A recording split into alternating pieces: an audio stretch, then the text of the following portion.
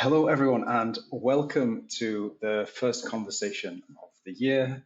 As usual, I am Owen McGubbins. I'm here for Right Aligned, and I'm here with Maïlys me. Thank Hi, you for coming, Maïlys. thank you for having me. So just to kick us off, if you'd like to introduce yourself in your own words. Sure, yes. So I'm Maïlys. I'm a freelance illustrator, motion designer, and 2D animator based in Copenhagen, in Denmark. Originally, I am from France. And before settling in Copenhagen, I was in London for a few years. So I've been traveling around a little bit. Nice. Yeah. So yeah, that's me. Excellent. So do you want to tell us a bit about that journey? Because obviously that is an interesting one. Lots of people, when they freelance, they'll stay in one place, maybe do some stuff with international clients. But how does a person go from France and then make their way, I say all the way to Copenhagen? It's not that far from France, but it is if you do it via London. Yeah, definitely. um, well, it's a mix of different reasons. I guess at the end of my studies in 2012, I stayed in France for a couple of years, tried to started freelancing a little bit, but also looking for a job as an animator or motion designer. But the time between 2015, 14, all that, it was very quiet in the south of France. It was a bit hard to find opportunities over there. And also I was interested in traveling a lot and all these kind of things. So I packed my suitcase and when we moved to London, basically, it was kind of, like, oh, the big city and all that. Yeah.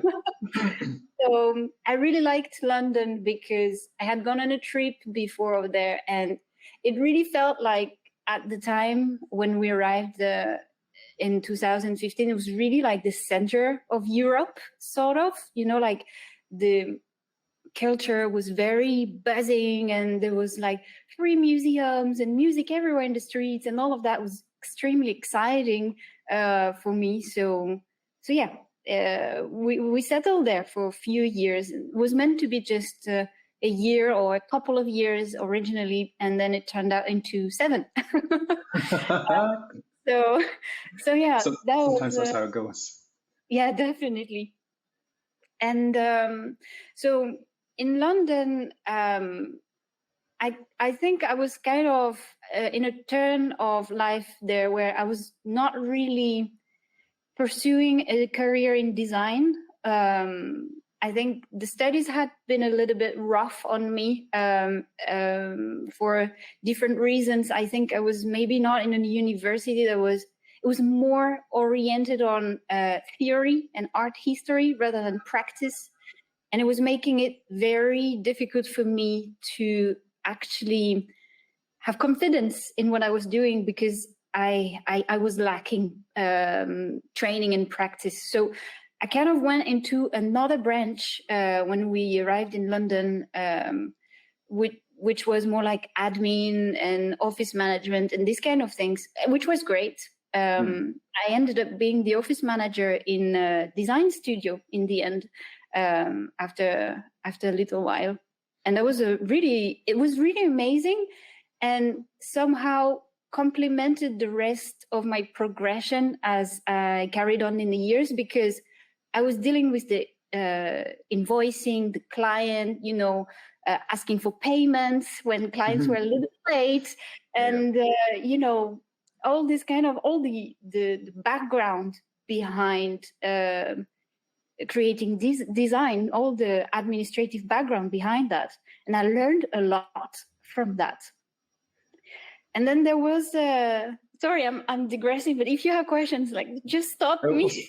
I was happy to listen, but no, I find that super interesting because one of the things that people tend to struggle with when they start freelancing is exactly that. Is they're good at the thing that they do and the thing that the service that they sell, but then all the other sides of it are a struggle. It's like oh damn, how do I invoice? Oh, how do I speak to clients? Oh, they won't pay me. What do I do? Yeah. So yeah, it seems like To me, that was the other way around. yeah. It sounds like to look at it on paper, it sounds like it seems like a digression. It's like, oh, you started off doing lots of theory and design stuff and interesting like stuff that would like stimulate you creatively, and then it's like, oh, becoming an office manager. As like I say, on paper it seems like a digression, but actually it's like the perfect setup for the next part of life. Exactly. At the time, I didn't know at all I would become back a designer. For me, that was my career. You know, I was very happy there. But then someone came and opened the Pandora box again. And that was basically, so I was in the studio in London, and one day the owner of the studio comes down to the reception to talk with me, and he says, so we have a client, they're usually only interested in graphic design, but this time they want an animation. And nobody in the creative team knows about After Effects. But we do remember that you told us during your interview last year that you studied animation and you used After Effects back then. Can you help us? I was like, oh, what? Nice. But that was amazing because I was like, yeah, I'm going to give my best and give it a try and help you guys. And I reopened After Effects, and the project went fantastic. It was great. I was working with the creative director, and I animated the whole thing. It was a tiny 30-second advert for broadband that would be screened in cinemas in the UK. I was like, oh, a lot of pressure, but it went very well. And that was it. I was back into the game. Yeah. It sounds like the part of the sports film where it's like the person that's been sat on the bench and it's like, it's you, it's your time. Oh, exactly. That was pretty much that happened. And so after that, it was really like, okay, I wanted more. So I got a Skillshare subscription and spent my entire free time doing Skillshare. And then eventually there was COVID, and I happened to be furloughed, which meant that I had not lost my job, but I was not working. So I had even more time to allocate to training myself again. So I carried on doing a lot of classes and courses.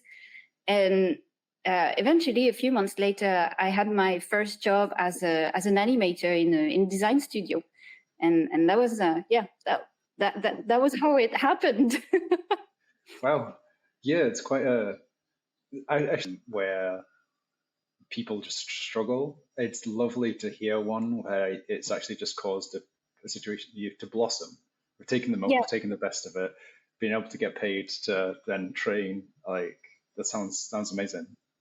It was, to me, it was a blessing in disguise. The rest of COVID was not easy. Yeah, I'm nightmare. not gonna lie. Nightmare. It's been, especially, I mean, in the UK or also in France where my, sorry, also in France where my family was, it was just very hard to be separated from everybody for so long and all that. But at least this time I used it to do this career switch that otherwise I could have never done, or at least not in that, in such a short period of time. So yeah, that was how it happened. And so in this agency, I've been working for about a year, and then that was after that I transitioned into full freelance. Yes. Amazing. It tends to be quite difficult when you first start out. But it sounds like you were the full package. It's like you've had the skills, like you were already in the doing lots of practice. You had all the like admin and that side of things. So yeah, what was it like when you first got started? So it was definitely very good to have this background as an office manager, because this whole part, I knew exactly what I was doing. So it was this, mental load was non-existent on that side because I knew what I was doing admin-wise. But the hardest part for me was getting more clients. Thank God, my former employer gave me some work, even though I was not as an employee. I kept working for them a little bit as a freelance for a little while, which was kind of, it gave me kind of a transition period. But yeah, it was very complicated. I used to be what I call the silent scroller on the internet, you know? Lurker. We all do that. You know, like you get on LinkedIn or you listen to the podcast, you read a lot, you take in a lot, which was super useful. But I was terrified about starting to write myself or saying like, hey, I am available.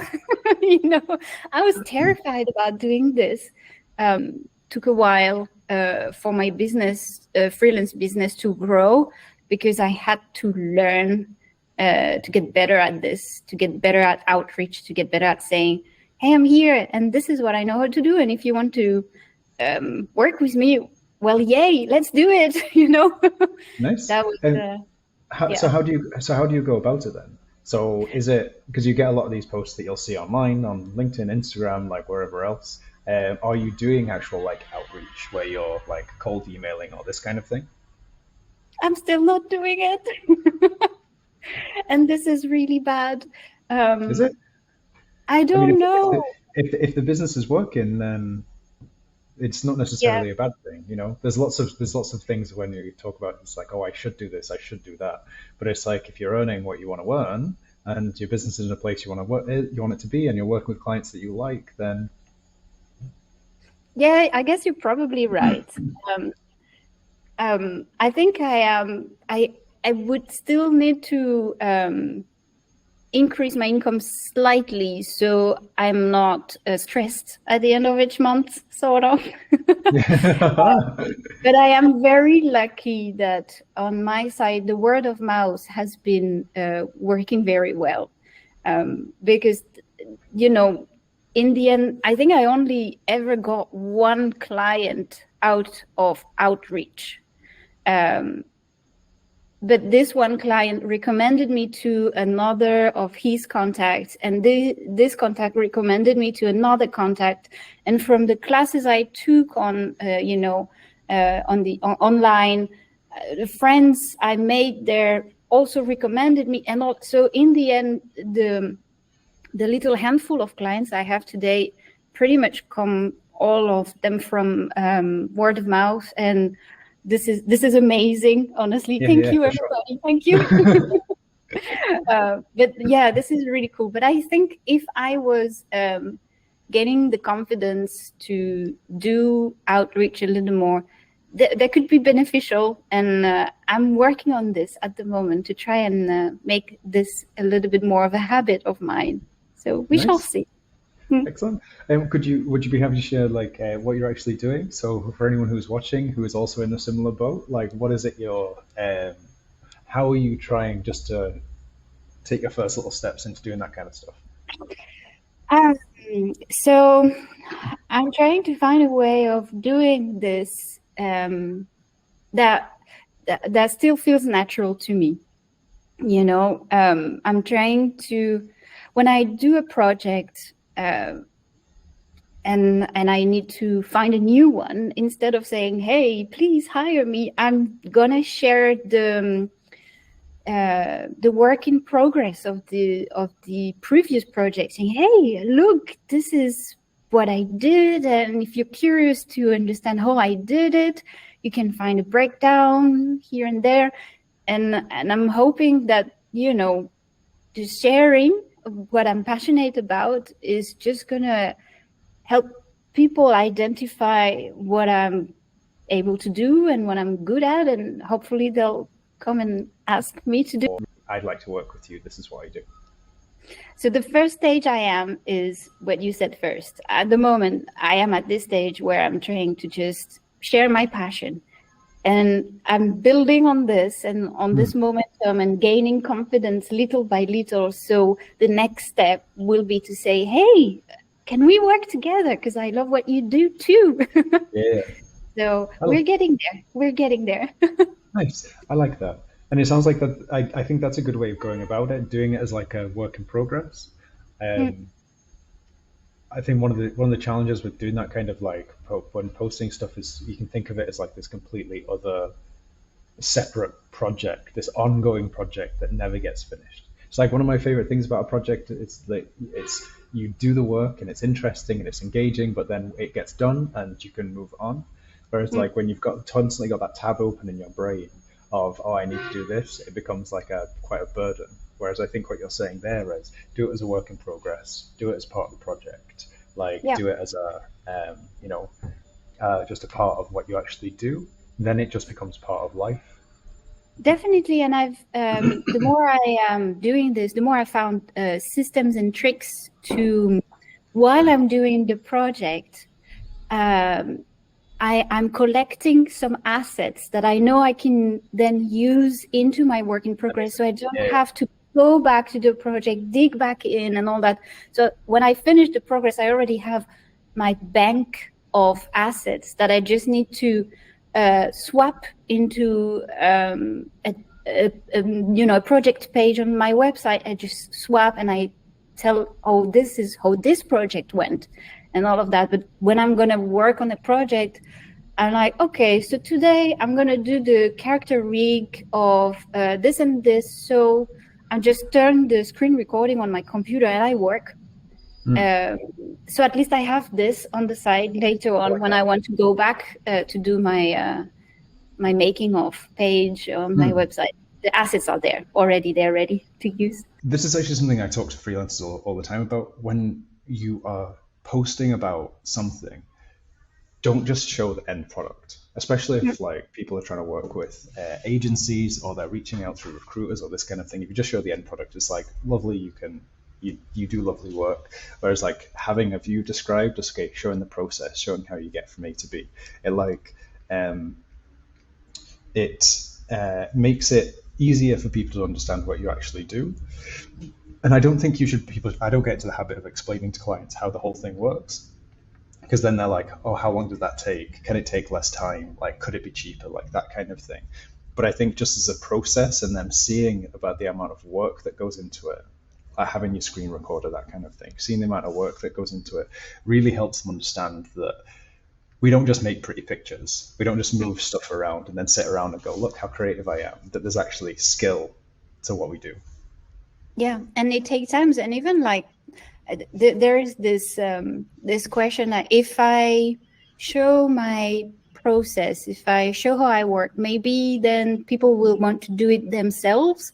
And I strongly disagree with that. I think this is not necessarily going to happen because I'm going to give a random example, but like if you are a cleaning person and you work to clean someone else's house, that person could do it themselves, you know, but they are buying your time. So that's you who's doing it. Exactly. So it's not, of course, a client is going to buy your skills, but they're also buying your time so that you do what they don't have the time to do, or the skills as well, depending. But yeah, this is why I'm not so scared about sharing my process, because the ones who want to do it themselves will do. But the ones who are interested in finding someone reliable to do it for them will be happy to have some sort of a range of proof that I am able to help them. And I think this is helpful for everybody. Yeah, I 100% agree with you. And there's an old meme that I used to see about it's like the three stages of pricing. The first is it's the cheapest, and it's like you tell me what you want, and I just do it. And then the bit more expensive is you tell me what you want, I do it, and you get a bit of input. And the third is you do it yourself.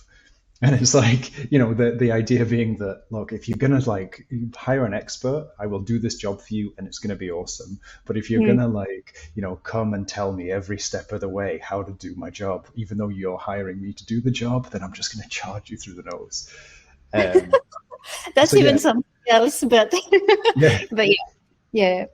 But yeah, I totally agree with you. Like people, the right kind of clients or people who appreciate expertise, they'll they want to see a bit of how you do, but there's no way they're going to try to do it themselves because they know what they're good at. So why would they try and do your job as well?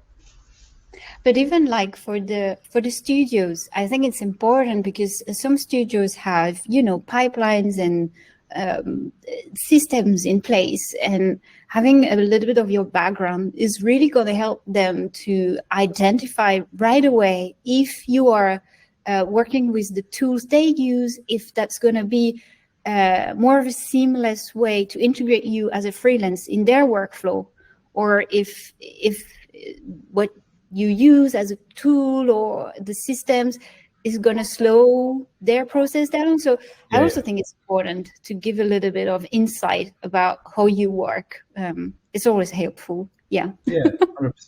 Through doing this, I found that there's lots of actually because I use the Adobe stuff, but I've seen there's loads of different programs that like are out there that I've never even heard of that people are like, yeah, this is how it's done nowadays. And I'm like, am I old or just out of touch?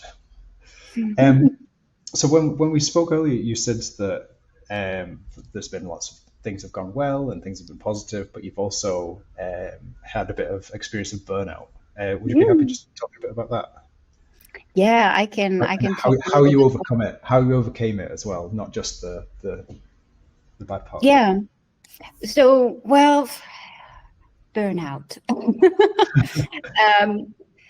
So the way it happened on my side, it was around the summer 2021. It had been a year that I was working full time as a 2D animator in a studio, but it had also been quite some time I was freelancing on the side, and I was really trying to, you know, build as much as I could while I was still an employee. So then when I did the switch to freelancing, I did not start from scratch, you know, and I had some resources to get going. But it really basically meant that I was working every single waking hour of my time, you know. I had the 40 hours of the job as an employee, and then I had the commute, and then evenings, nights, and weekends were for freelance work. And there was a series of personal events that happened in the mix of that. And the issue I had was that in the UK, you don't really have sick leave. You do, but it's not substantial enough so you can survive on it, really. No. So I didn't have a choice, and I had to carry on. And this is then, it started going sideways for me because I didn't have the time to just, you know, before I realized 3 months later, I was in the hospital. Oh, that's extreme, yeah. Yeah, it was kind of a huge burnout in the way that I was experiencing moments of amnesia, what is called dissociative amnesia. Basically, my brain was shutting off with all the pressure. So it was kind of a wake-up call, you could say. Yeah. It was. I'm laughing about it today, but on the moment, I was terrified. It was really, really terrifying to feel like I was losing my brain. Really. Thankfully, thank God, today I got my brain power back. Yay! Awesome. But it was, as I said, it was a huge wake-up call that. Yes, I wanted to become freelance, and I was trying to pay the bills, and I was trying, but it was not working. I was obviously failing with this amount of things I had to do. It was too much. So we decided to leave the UK. It's a good thing to do, especially if you're doing it like Brexit times. Yeah, well, this was also one of the reasons that kind of, you know, it was, how do you say that in English? Brexit was also an element that came to push a decision on that side. Although I was heartbroken, like I loved living in London and in the UK. It was really not an easy decision to make, but it was kind of a matter of health, mostly on my side. Yeah. And so I, this way, because I could rely on friends and family support more easily from France, I was able to rest and to gather myself again and to draft a plan in terms of, okay, I love freelancing. I still love my job. I want to carry on, but how do I make this more sustainable on the long run? So, so we moved to Denmark. Yeah, which it sounds like that's a real struggling time. It's like with the times that I've had burnout have never been that extreme. Although when you said there, I've never really put two and two together that I think I've had 3 burnouts, which isn't good. But I think 2 of them were also at a time when like I had personal stuff going on. And I'd never really like tied all that together. It was just this emotional load and this inability to like carry on. And it's like I would bury myself in my work in order to try and get out of it. Whereas you're like trying to create something and then having things going as well. It's like it's one of the dualities of being a freelancer, is that we do it to have the ability to do the kind of work that we want and to have a bit more freedom and this kind of thing, but then it also can restrict us because, well, we don't have sick leave, we don't have somebody bringing in money, if for most people, if you don't have projects, then the rent doesn't get paid, and it gives us the friends, family, and everybody who supported me through that, because I would have not been able to do it without them. That's for sure. Yeah, that's a really good point. It's like we are freelancers. We tend to work alone, but actually we can't do it without the silent people in the background that never get. Being a freelance is one of the things I've learned. Doesn't mean that you have to travel solo. How can I say that? That's one of the things I've tried to do actually for the past year in 2023. I realized that I was feeling quite lonely. And even though I was super happy to be a freelance, sometimes it was kind of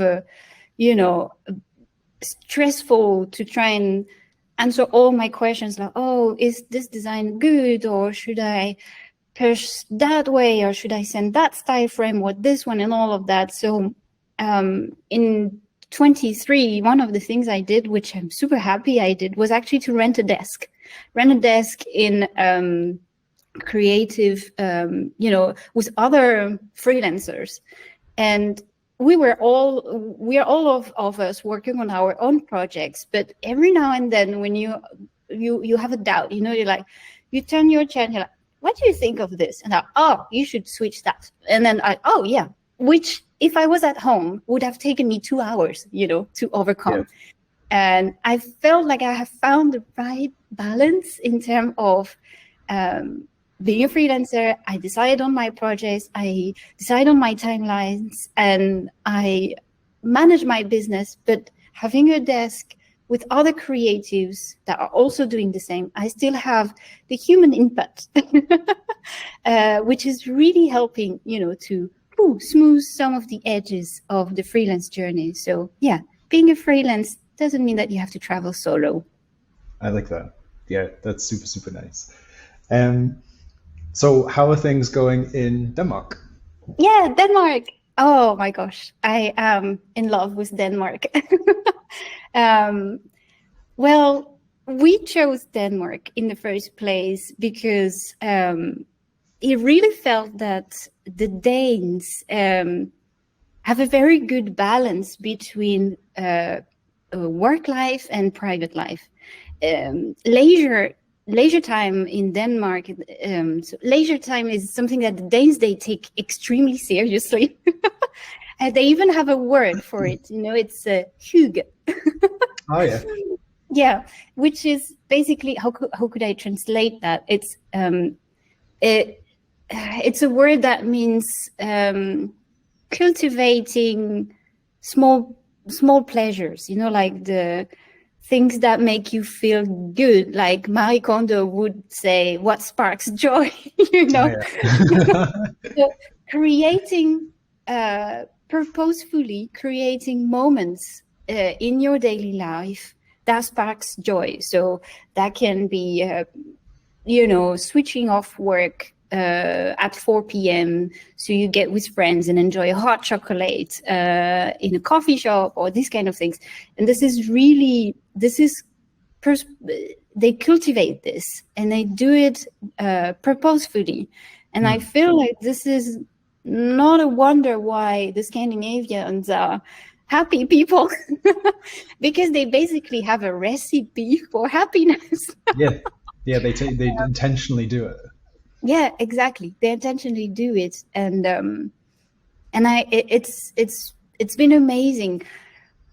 Coming from the background of the UK, where it's, you know, work is, so employers tend to appreciate your dedication to your job by how much overtime you're gonna do for free, and how much of you put on top, and all of this.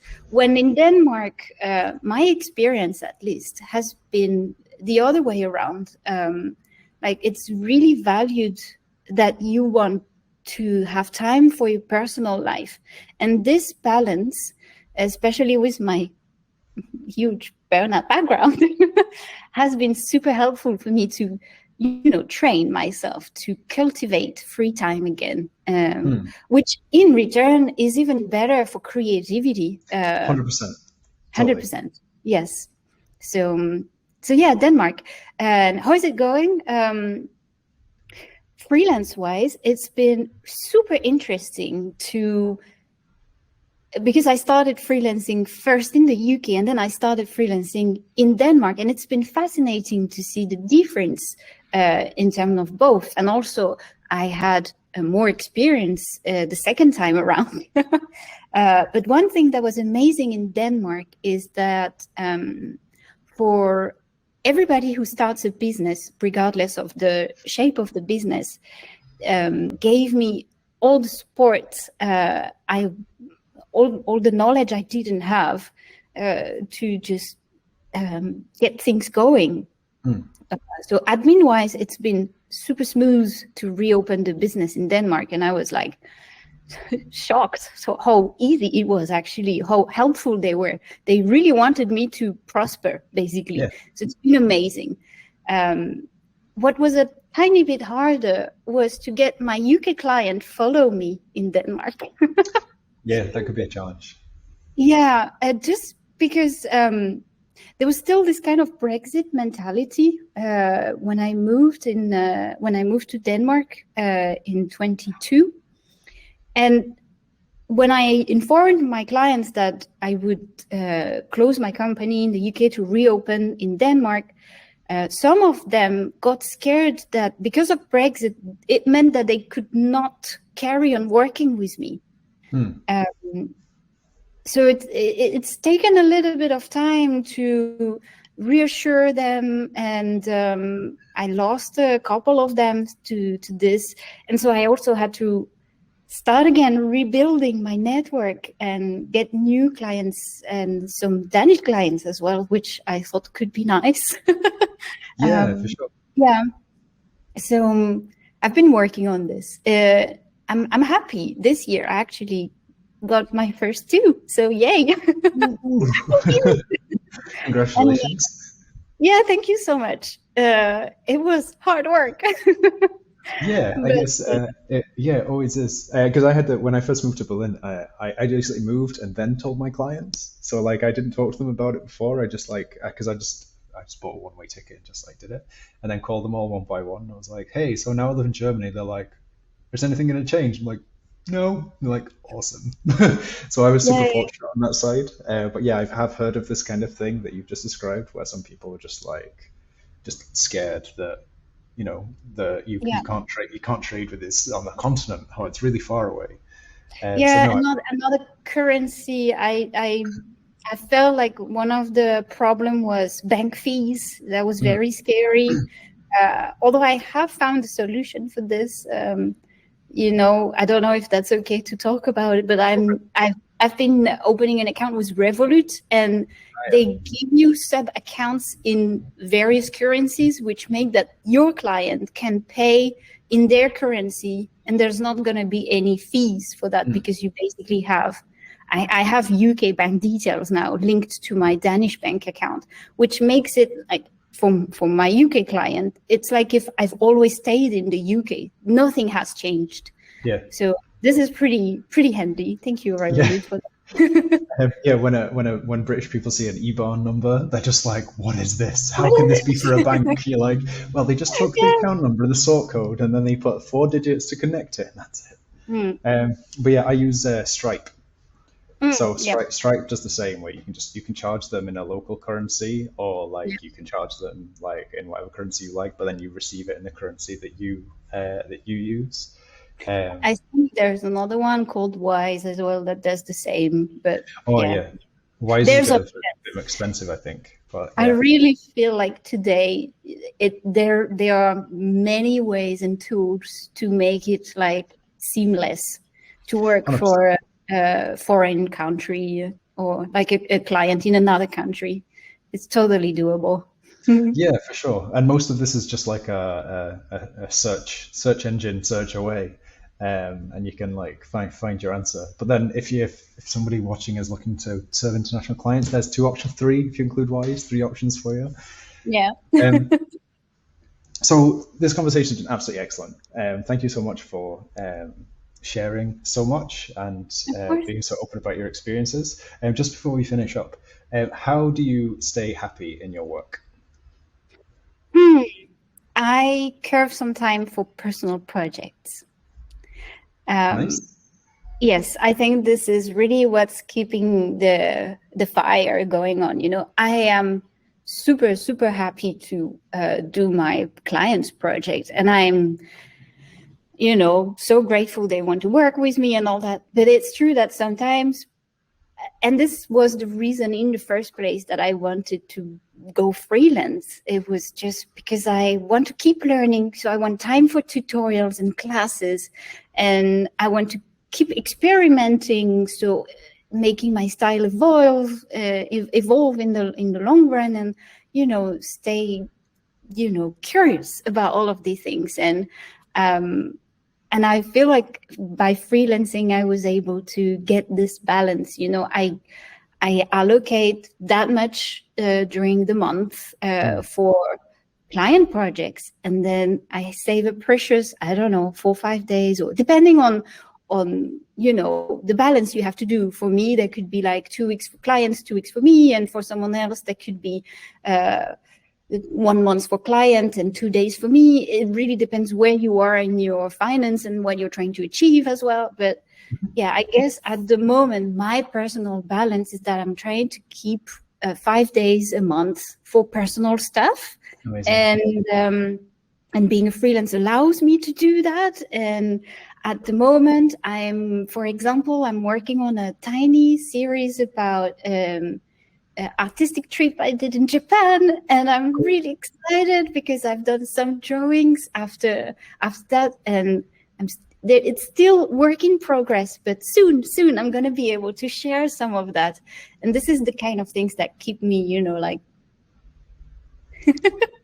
Yeah, that's absolutely amazing and good advice for anyone. And it's it keeps the joy and also staves off the burnout as well.